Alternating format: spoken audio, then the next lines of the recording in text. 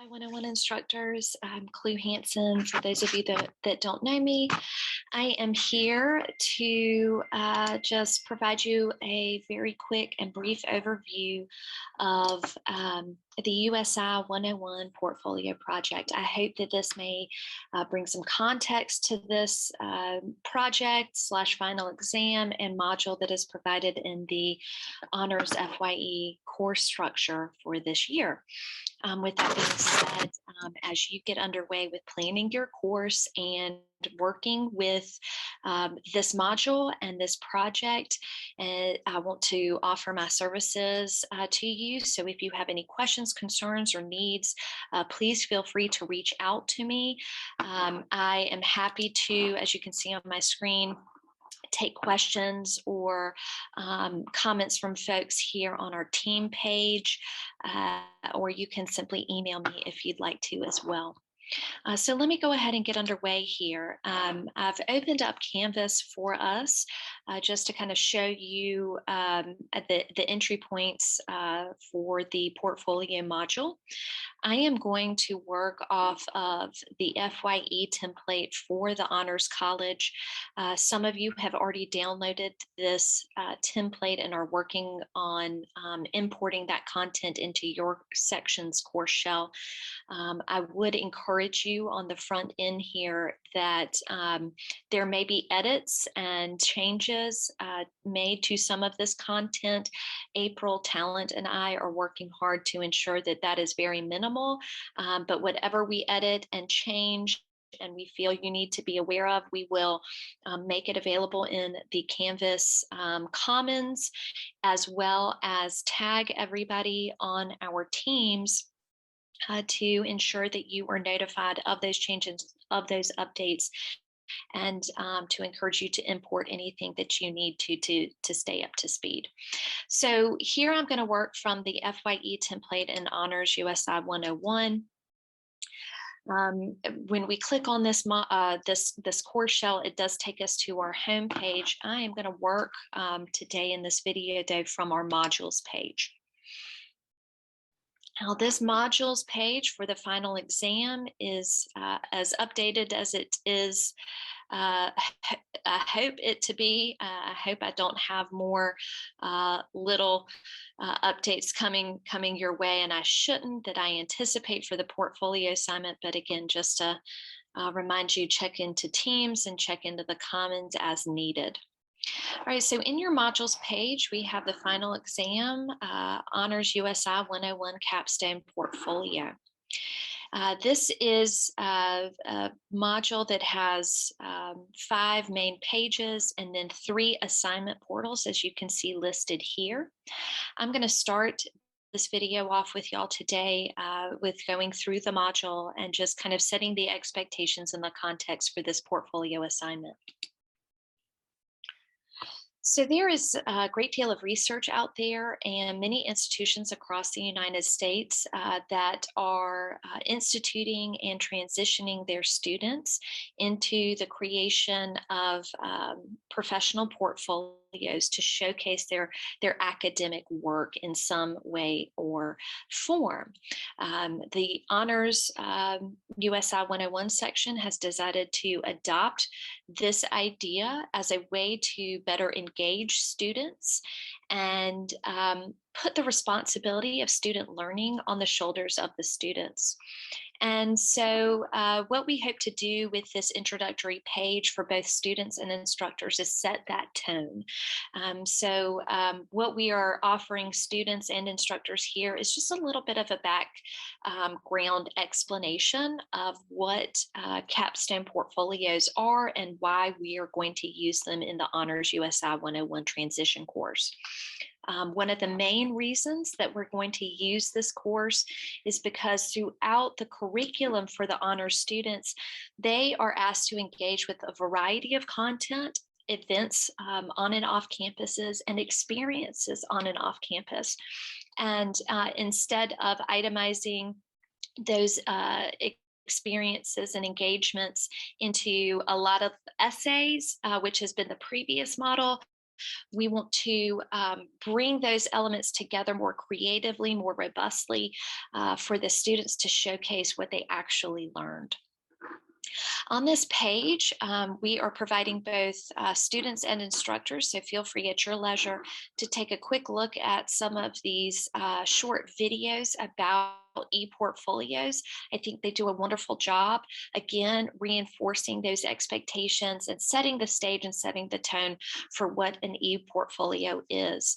Auburn University is the first one, and Salt Lake Community College is the second video, and they both are leaders in the nation right now in instituting and standardizing e-portfolio practices in their curriculum. Now, if we were to hit the next button, it's going to take us to the student portfolio objectives. So we have essentially narrowed down the portfolio objectives into two main bullet points. We want students to create an online website that will function as a dynamic portfolio showcasing artifacts from those experiential activities and engagement opportunities that are embedded in the broader course curriculum for USI 101. And then secondly, we want students to demonstrate their personal level of engagement in those activities through reflection pieces that are woven in to the portfolio template. And so it's not just about, posting pictures and other digital content of what they've participated in.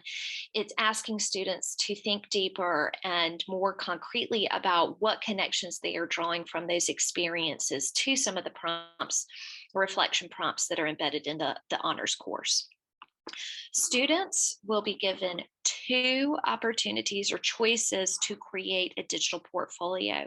In the previous conversation that I had with USI instructors when we were doing the Canvas debrief with April and Jill a few weeks ago, that initially started off that there would be a lot of different choices for students to build a portfolio, but we have been working closely with IT and Culture Faculty Commons to structure that a little bit more, for lack of a better word, just to whittle those choices down to two core choices so that it is easier for the students and it is easier for the instructors to navigate final products.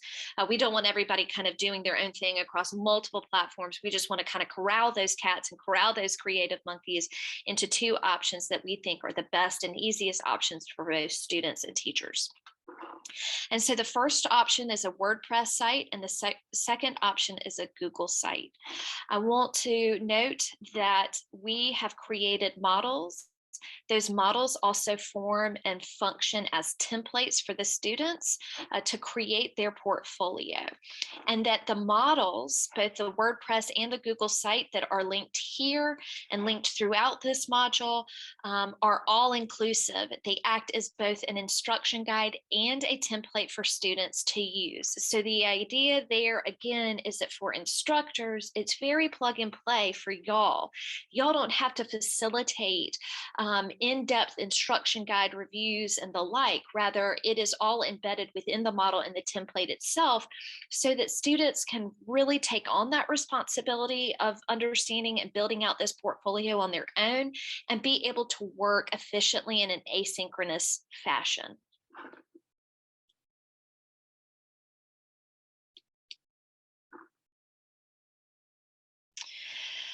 Then we transition in the module from the objectives into the nuts and bolts instructions for students. I really encourage instructors to review the instruction page very specifically. If you are watching this video and you have already downloaded the FYE transition course template and perhaps the updated and complete module in terms of the notes and posts that I made in Teams over the past couple weeks, I want to let you know that I have updated it since those posts, and you may need to go back in and download this page or import this page into your course shell just to be up on the most current instruction guides that we have received from IT to be able to facilitate these portfolios. So one thing that I want to highlight right now that's really important is that we have designed this portfolio experience to be created in three parts. I want you to think of those three parts as benchmark deadlines. You can explain it to students as benchmark deadlines. The benchmark deadline organization allows you, the instructor, to provide real-time feedback to students throughout the course as they are constructing this portfolio to make sure that they stay on track and on time with some of the elements that need to be done. In addition, remember that some of these elements and these experiences that they're going to be showcasing in their portfolio correspond nicely with the course content and how you are going through the course content, i.e. the other modules, the other events that the Honors College is putting on.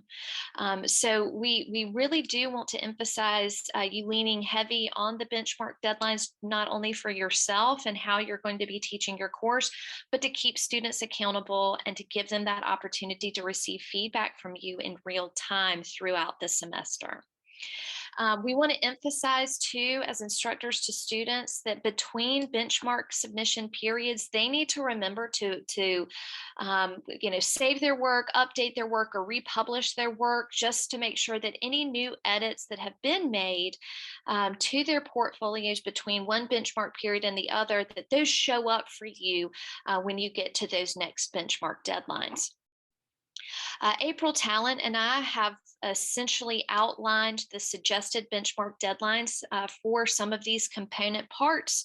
And we hope that by presenting those to you in red here, that you will be reminded to go in and edit those suggested deadlines into specific deadlines that you include in your syllabus or your course schedule to hold students accountable.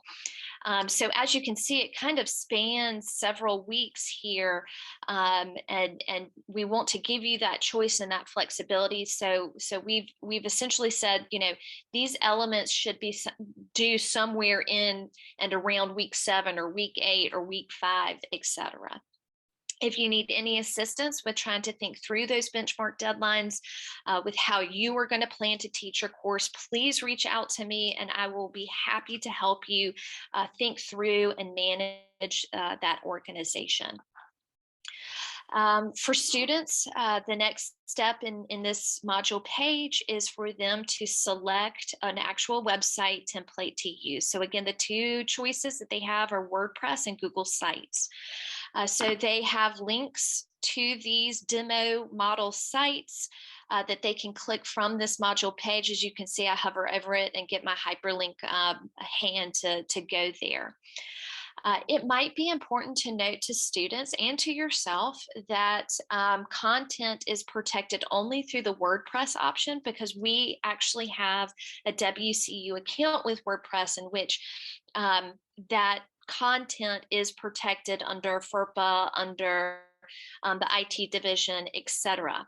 If students are opting to do Google Site as their website platform, the content is not protected by WCU or the FERPA guidelines. That is because we are not a Google Suite school. However, Google Sites is still an option that we are providing students because it's quite a ubiquitous tool now. I mean, most all of us have an additional Gmail account or work with Gmail and Google Suite in some capacity. And so for some students, that may be a path of least resistance for them to get engaged and to affiliate with this portfolio assignment. So that, again, is why we still have the Google Site option. We want to, again, give that choice and that flexibility to students. And so from there, once they have picked which site and template model they want to use, they will start to build their sites. And so the next two tables on this page essentially outline the 1, 2, 3 steps to start building their portfolio, activating their account and building their portfolio. Again, since WordPress is an affiliate site service that we use here at Western, the instructions are quite different from just, signing up for a Google site. So it is important for you as an instructor to review steps 1, 2, and 3 and note a couple important things about this. First and foremost, students have already been provided an account. We've already activated the account essentially and pre-populated their accounts with the USI 101 portfolio templates. So for them, this is going to be a really, really easy path to go ahead and start building out and utilizing their portfolio. But they have to do a couple of steps before they can start editing.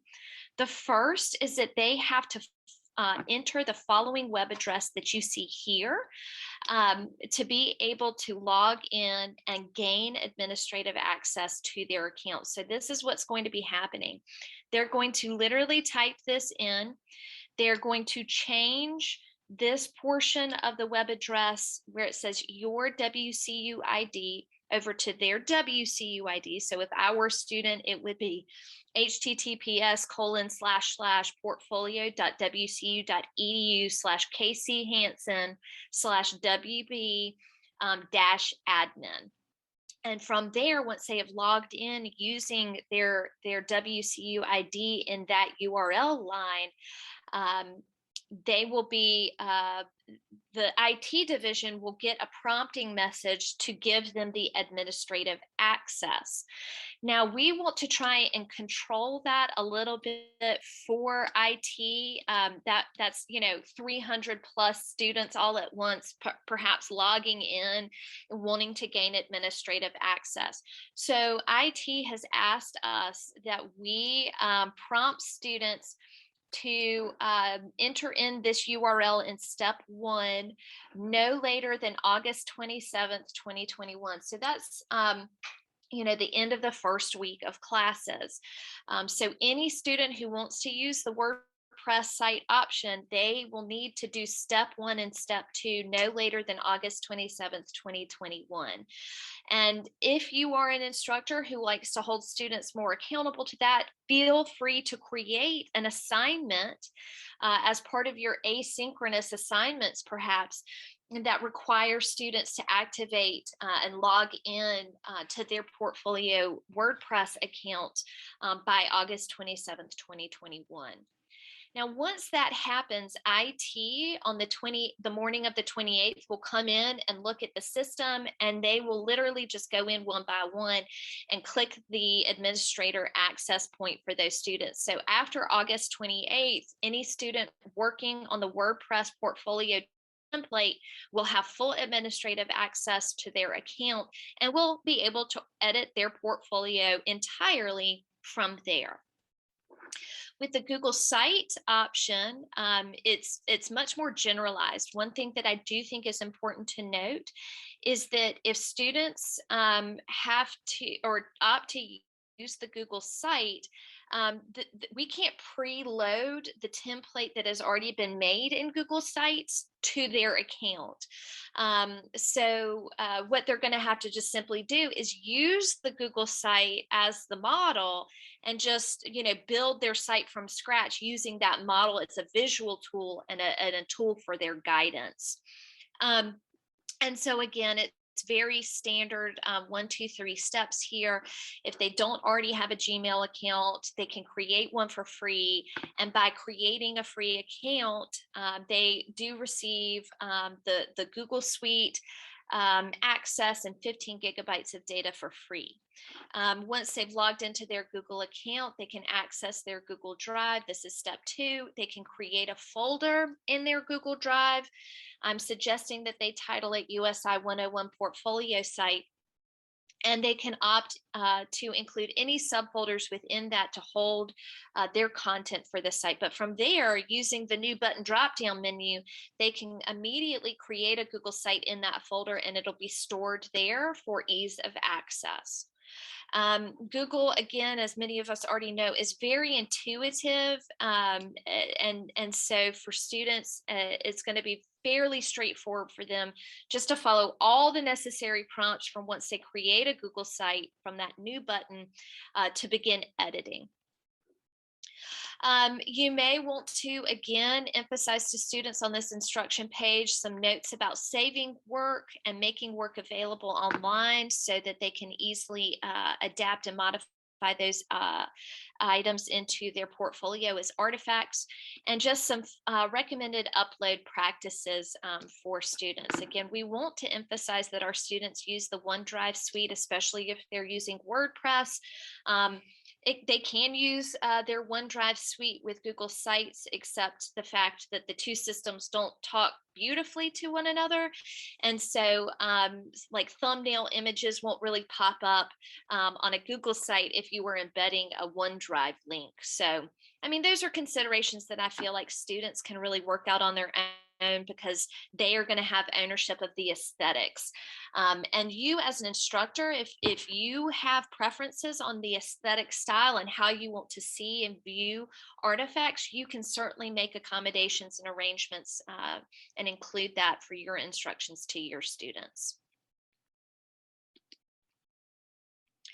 On the next page of the portfolio module is a helpful page on building out your portfolio. So this is just a bit of an expansion on the instruction page, but really focuses in on how students can make this portfolio their own. We do want them to have some flexibility and some ownership of, the overall look and feel of their portfolio.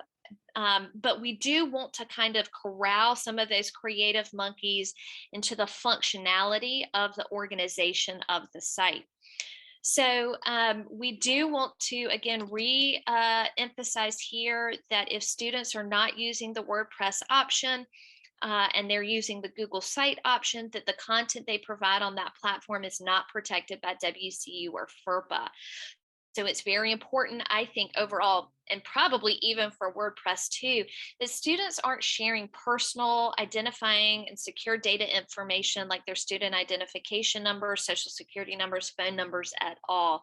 I think what we want to encourage really is just an engagement with the events and the experiences and less of that, personal identifying information. So again, both of the model sites have been created for students as a model of organization. And that organization, as I previously mentioned, should be followed quite closely just because we want to make it consistent for you, the instructors, and for the students. We don't want to open up, 300 plus websites and be bebopping around trying to figure out where content is. So we have asked students with this portion of the page to follow very closely the tab or button layout, meaning what pages and options are available for us to peruse as instructors. So that we need to have a home page, a learning plan page, a service experience page, and a touchstone experience page. Page content layout should stay in the same order as it is presented in each of the templates. So as you'll see in those models, content has been divided into rows or sections.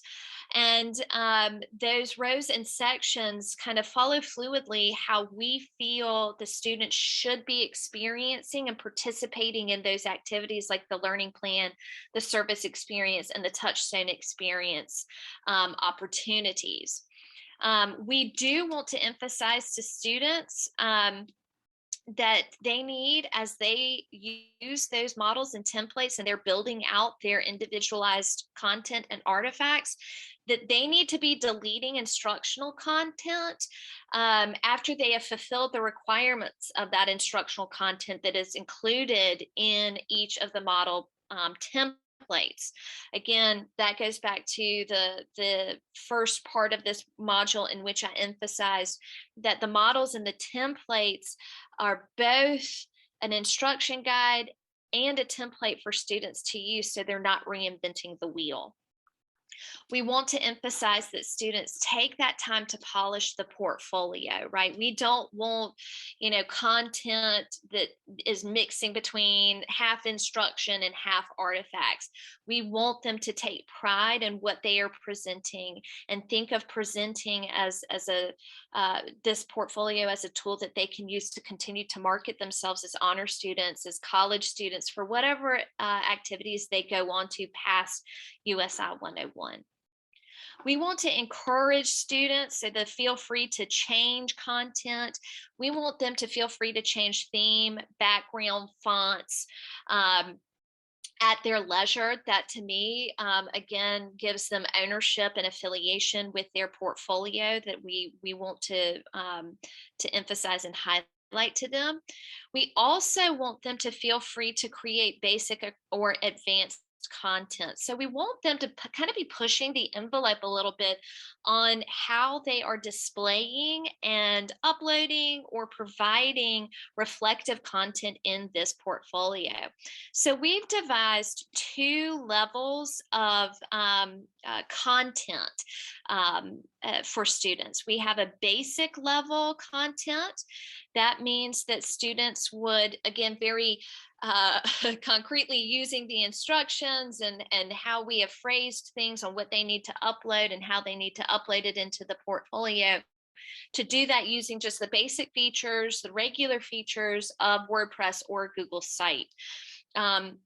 Again, typing into the text boxes that they create, or simply uploading images that they've saved from these experiences. That for us is just fine. However, we might have students who want to really go beyond those website builder features because they have practiced in engaging with more advanced features, or are looking to enhance their technology skills and utilizing e-portfolios. So advanced features simply means going beyond the website builder features to engage with and fulfill portfolio expectations. So for some students, we want to give them the option that for their reflection, instead of typing it all out in long sentences on a portfolio page, that they can upload a 3 to 5 minute reflection video, or that they can get creative with some of the other cool techno tools out there and create a reflection in an infographic form. And that instead of uploading, basic text content to fulfill the requirements of that section of the portfolio, they have a video or they have an infographic as that placeholder and that completion of that requirement. And again, on the portfolio models, both the WordPress and the Google site, we have linked students to instruction guides on how to create these more advanced options. So they're not just kind of flopping around like fish out there on a dock. Rather, they have some guidance from us. They have some standardization. They have some recommendation of tools and tips on how to create that advanced content. Again, we want to emphasize to students that they will be submitting, when they are ready, the viewable links to their website portfolios, and that they need to remember to update and republish content as necessary between benchmarks so that you, the instructor, can see that growth over time and continue to give valuable formative feedback to those students.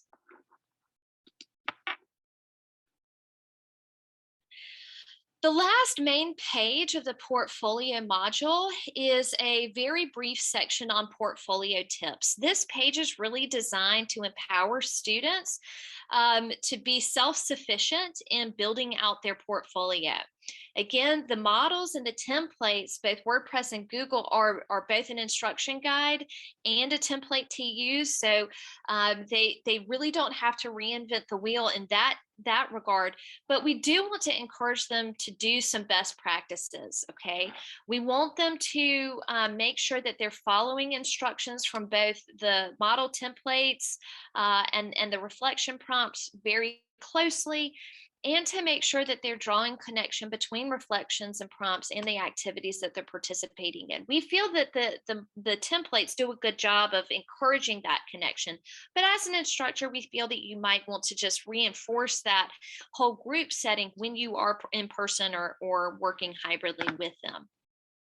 Other tips, these are more just like technology tips that we are encouraging, best practice tips in using technology tools such as e-portfolios. We also have provided the suite of how-to WordPress videos here. This is the complete WordPress suite of how to build a WordPress site. So this link will pop them out to WordPress.com and that complete set of video tutorials. Below that, we have what I have found to be one of the best, most comprehensive how to use Google Site tutorials. It is from 2020, so it has the most up-to-date content and display features that the current Google Site offers. And so I feel that students will get good benefit from this site versus some random YouTube searching on their own. This website, this video link, the gentleman has actually segmented the video, which is a little over 30 minutes long, into chapter sections so students can skip ahead or rewind as necessary to get the support that they need. As always, I want to encourage instructors to funnel students to me if they have questions or concerns about the technology use. Same goes for instructors. If you're diving into this and want to be empowered and you need help and clarification on these tools and these portfolio expectations, please reach out to me. I'm happy to be of service to you. And then we may be following up with the IT services and on this page providing students access points that if they want individual tutorial from our IT folks, that they can sign up for that through the IT services. More information of that will be forthcoming as we square that away with IT. So that is the long and short of the portfolio overview from the expectations and what e-portfolios are all about through building the portfolio and making the most out of the portfolio with these portfolio tips. The last part of this video today, I'd like to take us for the assignment overview. Okay, so if we are back on the main module page, you can see that the first part of this video, I have run through the content pages of this module. The last three elements of this module are the assignment portals for the three main parts of the portfolio. We've created these three separate assignment portals for y'all and the students so as to kind of facilitate and organize this portfolio project into those benchmark periods. And so the three benchmarks and the three portions of this portfolio are part one, the home page and the learning plan components. Part two is the service experience component, and part three is the touchstone experience component.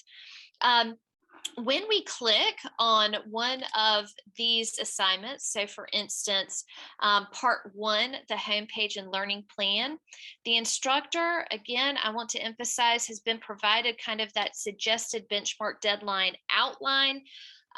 So when students need to make sure that their website has been published, linked, and updated for you to take a peek, you would want to change that red text into concrete deadlines for yourself and your students.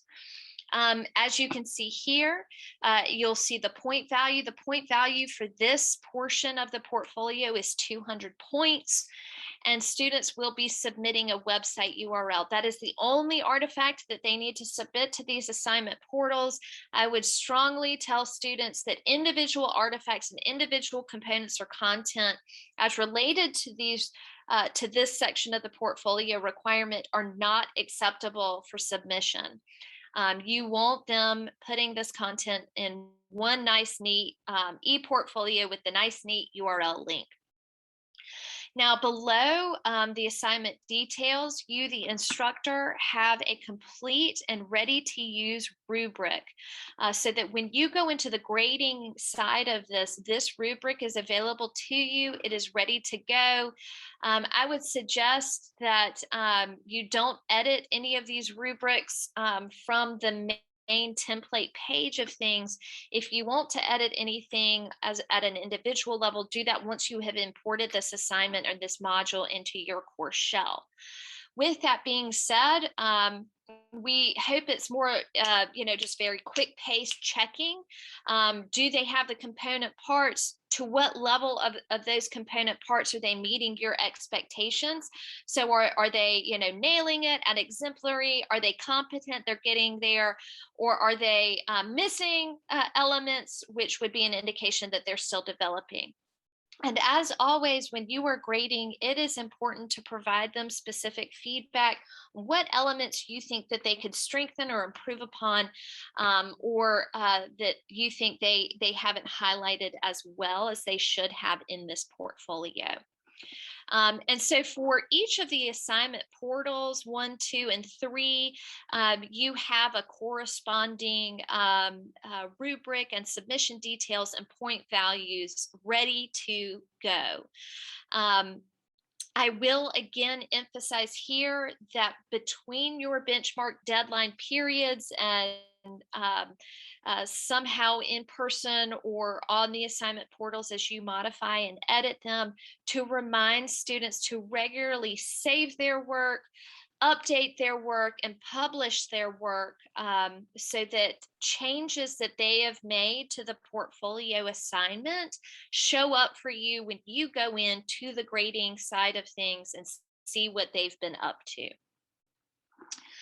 With that being said, I want to just take us very quickly the tail end here to Commons.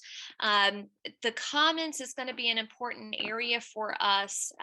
If any updates have been made to the FYE Honors Transition course shell, the template, if you will, and any modules inside of that. So if I could get Commons to wake up here, that would be great. Here we go. And so here in the Commons, I have gone in and I have favorited the content that we have been working and updating on specifically. So the FYE full template for Honors USI 101 has been shared. This is available to y'all right now. If you have already downloaded this FYE template from the Commons, maybe 3 or more weeks ago, you may want to come back into the Commons and check out these updates that I have created for you, both the module update and then the e-portfolio instruction update. So with the final exam module, this one is complete except for the newly modified e-portfolio instructions on how students register and access their WordPress account. So again, I just favorited these things, so they're very, very quick for me to get to. But as you can see here, these are the titles that you could search by. And I've also tagged those titles and these resources here in Teams on the post page so that you can go to them directly instead of maybe just doing a cold search long ways here from the Commons tool. Okay. Well, that should about wrap this up. Again, for questions, concerns, or needs, please reach out to me. I am happy to make sense of any of the information that I've provided for you or to the module itself. I'm really excited about this portfolio project getting underway this semester and hope that you are too. I think that the students are going to be just leveling up their engagement in this experience. And I think that we're going to learn a lot about how we continue to try and improve the student learning outcomes and the student experience for this USI 101 course. with that being said, I hope y'all all have a great day, a great weekend. It is a Friday, by the way, as I'm recording this. So hope everybody has a really restful weekend and a restful rest of the summer. See y'all soon. Bye bye.